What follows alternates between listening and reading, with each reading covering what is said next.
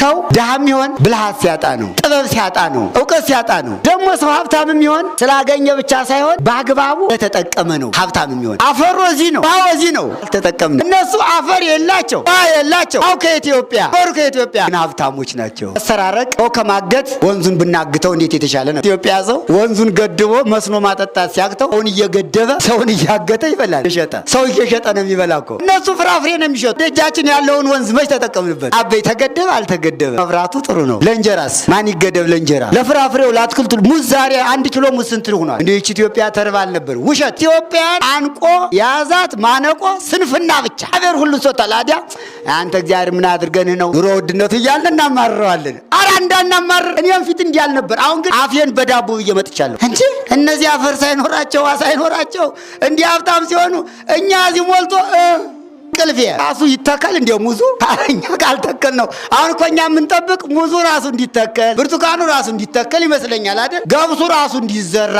አዲያ ሰው የሰውን ችግር ያውቅለት፣ አንዱን ችግር አንዱ ያውቀውም። የተሰደደ ይመለሳል፣ የተሰደደ ይመለሳል፣ ጊዜ ይመለሳል። ቤታችንም በስደት አልቀረችም። መድኃኔዓለም በስደት አልቀረም። አረጋዊ ዮሴፍም እንደተሰደደ አልቀረም። ቅድስት ሰሎሜ እንደተሰደደች አልቀረችም። ጊዜ ያልፋል። አሁንም የተሰደደው ሰው ሁሉ ይመለሳል። እንደመቤታችን ተስፋለነ ስደቱ፣ መከራው፣ ረሃቡ፣ ጥሙ እኛን ለማስተማር ሲሆን መመለሳቸው ደግሞ እኛ እንደተሰደን እንደማንቀር፣ የተራበው እንደተራበ እንደማይቀር፣ የተቸገረው እንደተቸገረ እንደማይቀር በስጋም በነፍስ ተስፋ እንዳለነ ተስፋ እንዳትቆርጡ፣ ተስፋ እንዳንቆርጥ። የተሰደዱት ይመለሳሉ፣ ችግሩም ይወገዳል።